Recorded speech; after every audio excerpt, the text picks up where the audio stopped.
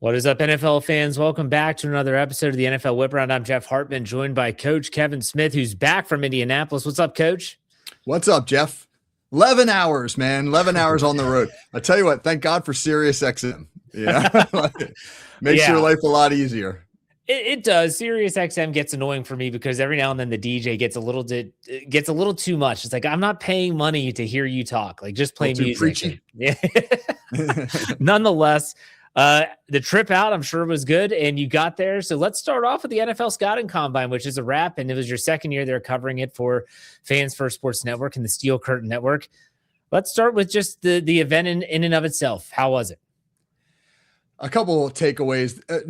This being my second year, I had a better feel for how to navigate it, so I was able to use my time more wisely. Yeah, it really moves, man. I mean, like they do a phenomenal job in Indianapolis of transitioning through the media stuff to the on-field workouts.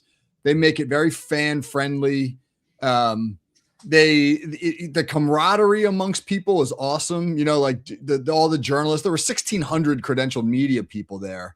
And, you know, I mean, people are competing for stories, and there's a lot of people who are, you know, talking out their butt, you know, like stuff that they, about, it's like you're getting fourth hand information. You know, somebody heard from a guy who heard from a guy who heard from a guy. So you have to take that with a grain of salt.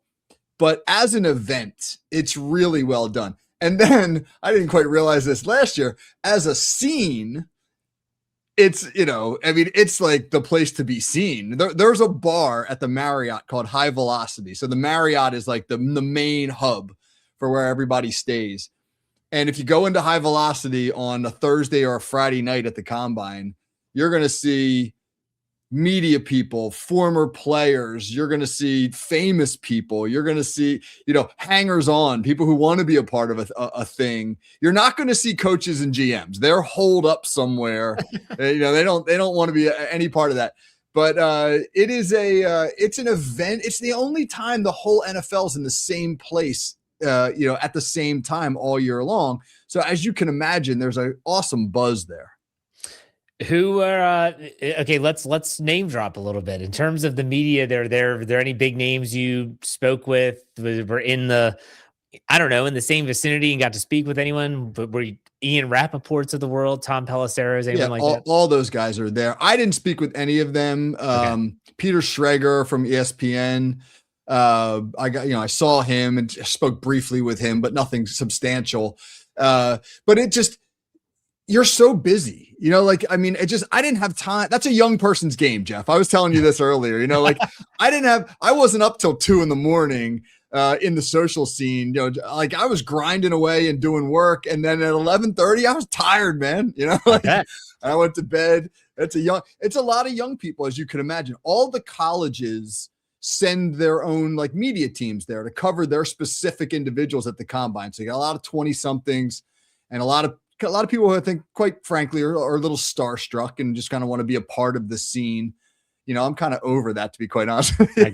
I get it. Yeah, for sure. So do us a favor and just walk us through a typical day from start to finish in the world of the media member at the NFL Combine. What does that look like? Up early. The media sessions with the prospects begin typically at 8 a.m. So you're in the building at the Indiana Convention Center. You're in the building by 7:30. You're in the media room by 8. Those interviews go to around 11. Then they have a big media room set up, a side room for all the journalists.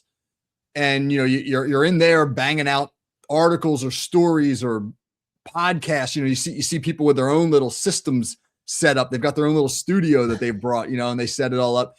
You're cranking that stuff out for the next couple hours. And then it's over to Lucas Oil Stadium at 3:00. You get there a little early because you want to stake out a good spot. The workouts go till 8:00 at night, and it's back to the media room until 10:30, 11:00. And then that's when a lot of people, hit the bar, hit the club, and they do all that. And that's when, my ass is going to bed. Okay. All right. So last year you said that the most enjoyable part was the interview sessions. Did that remain true again for year 2? 100%. It's just, you get a window into these guys that you're not otherwise provided. You look at the workouts, which, by the way, I know we'll talk about this, but the athleticism is unbelievable. I mean, guys are bigger, faster, more athletic than they've ever been. But that's all confirmation of stuff you've already seen on tape.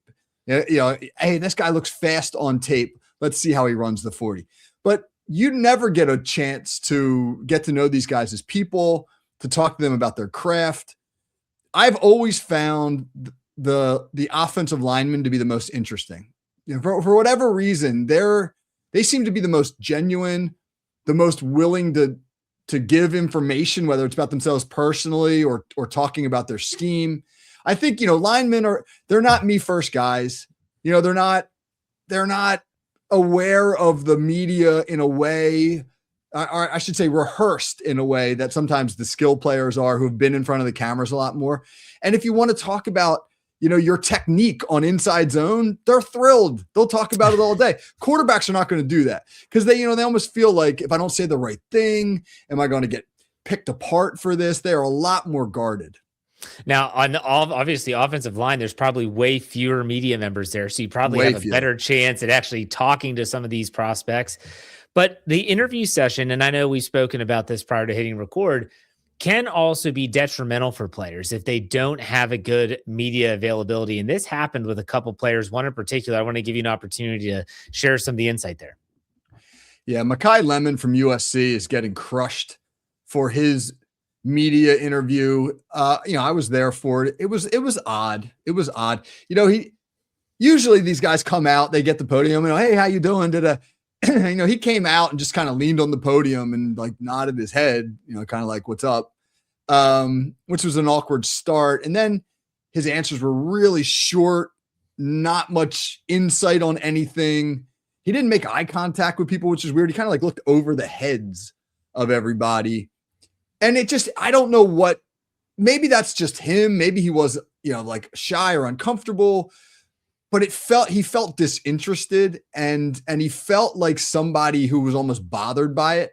And that's obviously not the way that you want to come off. Now, who knows what the real story is there? I read some people write things like, oh, teams have taken him off their draft board because of it. I don't believe that for a second. Although I do think maybe teams who were thinking about taking him in the top 10 might say to themselves, is this guy prepared for the NFL? There may be some of that, but hey, man, he falls to like the latter part of the first round. You're telling me the Kansas City Chiefs aren't going to take Makai Lemon? 100% they're going to take him.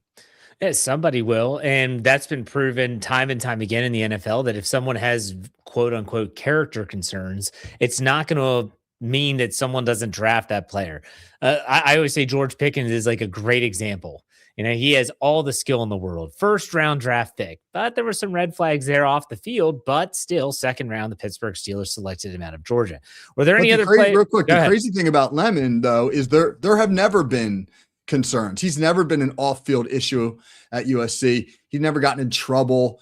He hasn't had run-ins with his coaches. And I think that's why that it came off so odd, because you were sort of expecting one thing and you got something very different.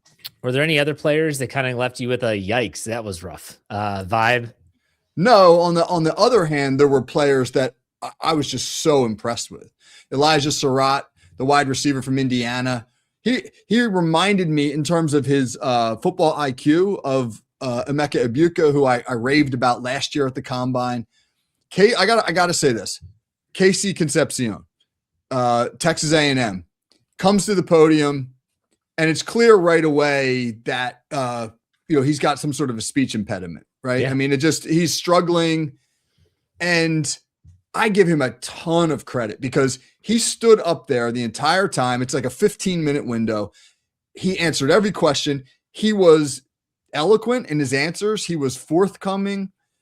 And there were times where he had to take 7 or 8 seconds just to get a word out, but he patiently went through it. I just thought, boy, this kid's really showing character, the ability to handle adversity. He had a big media contingent in front of him. And those are the little things where you say to yourself, like, this guy, I mean, you're a middle school teacher. I was a high school teacher. You know how cruel kids can be, Absolutely. particularly to those with a stutter, right? And I thought to myself, this guy's been through some stuff in his life. And I think that bodes well because you're going to face adversity in the NFL unlike any other. And you see a lot of these guys get to the NFL, they never faced the adversity. They've always been on the pedestal. And then all of a sudden it's hard and they don't know how to react to it. And you see a guy like Concepcion and you say, I'll bet he can handle the challenges. Concepcion put out on his Instagram on Monday that I guess he was getting, I don't know if ripped is the right word, but he was definitely getting some criticism on social media for the way that he answered questions. And he said, look, like I've had this speech impediment, this stutter my entire life. And it's tough. And it's a really awkward situation for me as much as it is you, the listener. I'm doing the best that I can. I think he used the hashtag like stop the hate. And it's true. In today's NFL, not this NFL, in today's social media climate, like people are ruthless. And so I saw it the way you did. And maybe it's because we were both public school educators and we know how cruel some people can be, but kudos to him. Were you able to touch base with anyone that you coached against or anything like that during the interview sessions? Not in this particular draft. I was hoping to get I wasn't there for Davidson Igbinosun from Ohio State. Okay. Because he played in the Battle of the Beach on our field back in I think 2020 or 2021 one year as a member of Union High School up in North Jersey. And I'm good friends with his high school coach, Jim Melody. And so I wanted to touch base with him, but I wasn't there for his podium session. But it's fascinating when you think about how much is on the line for these young kids. And they're young. And they look young too. As I get older, they look younger, Yeah. They're grown men in their bodies, but when you look at them in the face, you can still see like these are kids. Right. And they're under an unbelievably intense microscope. All right, so let's transition to the on-field workouts, and I can't not see the whiteboard behind you. For those that are on YouTube, you see it as well. For those that are listening, you don't know. It says stop obsessing over 40 times or on 40 times. I'm sorry. So stop obsessing on 40 times. What was your takeaway from on-field workouts? And I'm talking about it could be individuals, it could be position groups that did well for themselves. I know for me, from an outsider's perspective, man, people raved about, well, there were some wide receivers that definitely opened eyes, but people raved about the safeties, which was surprising to me. That it was a great group. Coach, what were your takeaways of on-field workouts? The safeties is the group I was most impressed with. They're running like corners. They actually were faster overall than the corners, which is mind-blowing because they're obviously, generally bigger players. Kenyon Sadiq, the 240-pound tight end out of Oregon, ran 4.39. 4.3 used to be like one or two guys would run in the 4.3s. Yeah. Now 4.3 is the new 4.4. Everybody's running 4.3 now. 4.5, it was like, all right, 4.5 is really fast. 4.4 is elite. And 4.3, every once in a while, there'll be a dude. Now, if you run 4.5, it's like, oh my God, that guy's slow. Carnell Tate ran 4.54 and the crowd gasped. They're like, oh my God, he ran 4.54. Like 4.54 is not slow. And he's 6'3". Those bigger, taller guys have a hard time getting out of the blocks the way the smaller guys do. So the 40 is not generally their thing. And I'm reading people are like, oh, Carnell Tate is slipping to the back of the first round. Are you out of your mind? He's 6'3". He jumps through the roof. He's the best route runner in the draft. He's as good as anybody, maybe besides Lemon, and catching contested balls. Oh, but he ran a 10th slower than some of these other guys. So you're going to drop him down your board. Hey, crazy. As a fan of the Steelers who possess the 21st overall pick, I hope he drops down the board. Yeah. But other than that, like what were some of the, let's talk quarterbacks. Cause I know that I read, you did some phenomenal work. And for those that are just NFL draft fans and they've not read his work, go to steelcurtainnetwork.com, which is a Steelers website. Go to any article that Kevin Smith wrote, click his name at the byline, and it'll bring up all of his articles. His intel from the draft or the combine, I'm sorry, was phenomenal. And you talked about the quarterbacks just kind of being very meh. Go ahead and explain yourself. Nobody really popped. Like last year, Jackson Dart was awesome. I mean, he was not only was like he on the money with everything, but he just looked electric. There was just a vibe about him that, you know, you could see why suddenly he went from being like a third round guy to a first round guy. And Tyler Shuck, like Tyler Shuck wasn't like on the money with everything, but his ball was like, whoa, you know, like you didn't have that in this year's group. I thought the best guy was Drew Aller. He was the one who impressed me the most, mostly because he just has these amazing physical gifts. A lot of balls on the ground this year, a lot of like timing issues. I don't know, maybe there's something going on with the turf, but tons of receivers like slipping out of their breaks, and then that's leading to incompletions. You didn't have the big names. And there were guys that like Ty Simpson, he did fine. You know, Garrett Nussmeier did fine. But there was nothing about them that actually made you go, hey, this guy could be a franchise quarterback. And I think that's the narrative about this quarterback crop in general. You know, Mendoza didn't throw, but he's the guy where everybody's like, that's your franchise quarterback. Beyond him, they all look like developmental types. Okay. Did anyone have a Will Howard type workout from a year ago? They booed, they being the crowd, booed the hell out of Carson Beck. Because I guess because he, you know, Miami played Indiana in the championship game, and Carson Beck had some things to say about Indiana. And he did not have a great workout. Now, he's not the most accurate guy to begin with, but I was surprised. Again, you're getting booed at your job interview, you know, which is what happened to Will Howard last year. Yeah. And Carson Beck got the treatment. All right, so let's do a quick exercise here. Which position group, and I think we kind of might have already talked about that, but which position group saw their stock elevate and rise over the course of the combine? And then we're going to do the opposite on the stock down on a position group after the combine. Let's start with the upward trend. What do you got? Safeties were fantastic. If I had to pick one player who impressed me more than anybody in the entire combine, it was Oregon safety Dylan Thieneman, who I thought was phenomenal. I mean, he ran 4.37.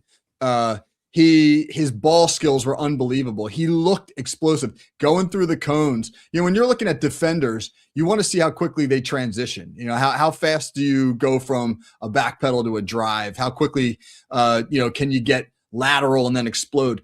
He just looked seamless in all that stuff. I mean, I feel like he's bumped himself up into maybe the late first round. And then that's a deep group. You know, I mean, Caleb Downs is the headliner, but, you know, you've got some players in that group right now who just look like, you know, NFL safeties. The tight ends tested phenomenally. You know, Sadiq running that ridiculous 40 was just like the tip of the iceberg. But man, they're bigger and faster and stronger than they've ever been. The move tight end is really changing offensive football because these guys can do what they do. And it's interesting. How do you combat them? With safeties. And now you're seeing the safeties get bigger, faster, stronger as well. I mean, you know, there were some linebackers who popped. I mean, my gosh, the Rodriguez kid Jacob Rodriguez from Texas Tech. Holy, he looks like a day one starter in the NFL. 6'1", 230. And just reminded me of like Matt Milano of the Bills with his ability to move and make plays. Running backs I thought looked great. Some explosive guys in that group. I mean, Jeremiah Love is clearly the showstopper. But the kid from Arkansas, Mike, what's his last name? Mike, it'll come to me. The running back from Arkansas ran 4.33 at 225 pounds. You know, just these guys they all are built like tanks, all these running backs now, you know, and they just feel like, guys who are built for the NFL. All right. So what about the stock down, a position group that maybe there were high hopes for, but the way they tested has people second guessing those thoughts? Probably the quarterbacks, just because they looked ordinary. They didn't look like guys who you want to entrust your franchise to, at least not right away. There were some guys in the wide receiver group who struggled. I think there was a little bit of a separation in the wide receiver group. You had some standouts, and then you had some guys who, you know, maybe they didn't look as smooth as you'd like them to. You know, I mean, Denzel Boston from Washington, I thought he had a good workout, but a lot of people are criticizing him for a couple of drops that he had. it felt like I get now, really, I really get why quarterbacks and receivers like to do the pro day better than the combine, because you're throwing to guys or being thrown to by guys who are not your teammates. The timing just felt off. And that's why, again, I don't think you can put too much stock into the on-field workouts simply because there's a lot of newness there and unfamiliarity. Any final thoughts, Coach, from your time in Indianapolis that you wanted to bring up? I mean, it's a great experience. Again, I think you need to put more stock in the interviews, which unfortunately is not something other than the public sessions that the fans are privy to, than you do in the on-field workouts. And you need to, kind of check your, pump the brakes a little bit with the interviews. I mean, or sorry, with the rumors, because again, there's so much stuff coming out, and it's hard to discern what's real and what's not. I think back to what Kevin Stefanski told me at last year's combine when I had a chance to sit down with him, and he said the teams don't even know what's going to happen yet. This is the beginning of the process. It's not the end. So, if the teams don't really know how it's all going to go, how can all these pundits? Yeah. And if you're like me, after the combine, you're really excited for the draft. Like okay, I'm ready. Let's get April here. Let's have the draft process start. But the big event is free agency, which comes up next week. The 9th is when we have the start of the legal tampering period, which is when deals are going to be able to be offered and they can agree to things. And then I think it's the 11th, which is the official day, first day, when all those terms can be agreed upon and finalized between team and player.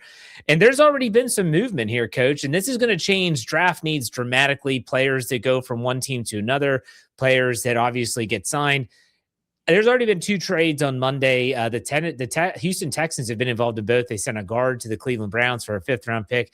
They also get David Montgomery, running back from the Detroit Lions. I think it's a great addition to Houston. Houston sends, I think, 2 picks, a 5th and a 7th, and an offensive lineman to Detroit. It seems like teams are, hey, we're looking to move this guy. We're looking to get something, and some teams are saying, I don't want to try and outbid someone in free agency. What's your takeaway on these early trades before the league year starts? Yeah, I mean, there are some obvious needs. I sat with 2 Detroit Lions media types, a guy got a Lions podcast and a writer. And I also sat with a writer for the Chicago Tribune, and the Lions guys were like, Dan Campbell's all in on offensive linemen. So that doesn't surprise me. Many of the offensive linemen I spoke with in the media sessions had said that, they've been in touch with the Lions. So teams will make their needs clear. Like the Steelers, you get 45 formal interviews. The Steelers used 14 of them, or roughly a third, on wide receivers. So, hey, Steelers are thinking wide receiver, right? The Lions seem to have interviewed every freaking lineman at the draft, And then, so that doesn't shock you. The Browns, all 5 of their starting offensive linemen are either free agents or retiring. So they completely need an entirely new offensive line. So you're going to, they're obviously going to be active there.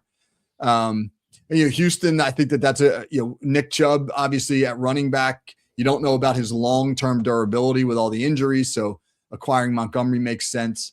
A lot of rumors about quarterbacks in free agency. A lot of talk about Kyler Murray at the draft. Supposedly the Jets are interested, and I was like, "Oh my god!" Didn't I say that last week? It was like, watch the Jets. You did. I was another guy I was sitting with. Was a Jets beat reporter, and he was like, "If there's any marriage that shouldn't happen, it's Kyler Murray to the Jets, which means it will happen." Any other free agent rumors that you heard you wanted to share? I mean, there's a lot of, I obviously pay a lot of attention to what's going on with the Steelers. These aren't necessarily free agents, but in terms of trade talk, a lot of talk about Patrick Queen, the Steelers linebacker, maybe being on the trade block because the new regime, Mike McCarthy's regime there, isn't necessarily sold on him, particularly with his contract. A lot of teams interested in acquiring Pat Freiermuth, Pittsburgh's tight end.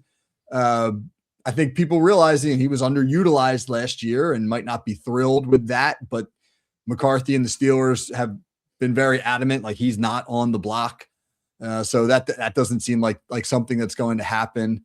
A lot of talk at the quarterback position. Again, speculation, but Jared Goff's name came up. Would Detroit be interested in moving Jared Goff? And my question was like, all right, fine, you move him, you get something back. Well, who's your quarterback? So like, again, man, this is where you think there's always moves in the offseason that shock you. So if Jared Goff got traded, we'd all be like, oh my God, didn't see that coming. But that's talk that's happening.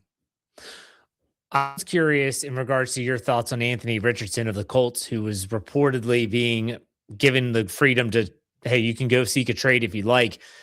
Do you think he would be a commodity that people would be looking to trade for? Or do you think people were more just, we're going to wait for you to cut him and then we'll see if we can sign him?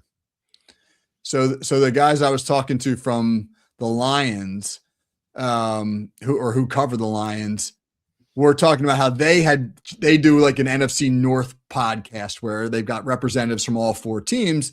And the Vikings guys say, Kevin O'Connell's interested. That the Vikings may be serious in trading for Anthony Richardson. I mean, if he gets traded, that's probably the best spot he could go to, where you'd have a chance to compete for a starting job, but more so you'd be around a guy in Kevin O'Connell who has had a hand in reviving the careers of Sam Darnold, of Daniel Jones.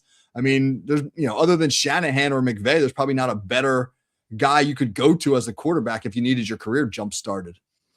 Yeah, I've heard those rumors. I've also heard that the Vikings are kind of done with the JJ McCarthy experiment. They're willing to let him compete, but they also saw his limitations, both in his ability to stay healthy and then when he's on the field, his ability to play the position at a high level. So that'll be very, very interesting. And next week, it's hard to believe that we're going to be talking about deals that are potentially being made. Yeah. It's going to be crazy. And I don't know, Coach, what's your thoughts going into the new league year? Here we are getting ready to do this all over again. Yeah. Well, I mean, I think the next, so what is it? The 11th, I think that the league year starts. So right. But the deals will be made on as of the 9th. That's Monday. Right. I think this week will be very interesting because, as we've already talked about, you'll see trades this week, so teams can set their free agency up. And one more name, I mean, there's a lot of buzz about AJ Brown being traded by the Eagles. That Philadelphia is not convinced that they can repair that situation, or that they can get AJ Brown to play nice, so to speak. Yeah. And Brown and Jalen Hurts, a lot of people believe like that's a fractured relationship. And if you're going to move on from one, it's not going to be the franchise quarterback. Yeah. That's going to be interesting. We might have to do a show early next week just to be able to get out ahead of this stuff. But Coach, why don't you plug the call sheet, what's coming up on your podcast, as well as anything else you want to plug? Yeah. So Monday's show was a recap where what I talked about on Monday, I think is really interesting, which is, I took a deep dive on the interview process and why that is more valuable to teams than the field work at the combine. Wednesday, we're going to highlight some of the standout performers and where they might land or how they might project in the NFL. I haven't lined up a guest yet for Friday, but I've reached out to players, agents, just about anybody I made a contact with. I've reached out to about coming on Friday. I'll be really interested to see if any of these players get back to me because, you don't have a whole lot of access to players, right. But if you get to talk to them a little bit, we'll see if anybody bites, but I'm looking forward to lining up Friday's guest. All right. Check out the Call Sheet Daily, wherever you get your podcast. Make sure you check out the written work at steelcurtainnetwork.com and all of our podcasts for the Steelers at Steel Curtain Network, wherever you get your podcasts. All right, Coach, I'm glad to have you back. We'll be talking next week, new league year. Take it easy.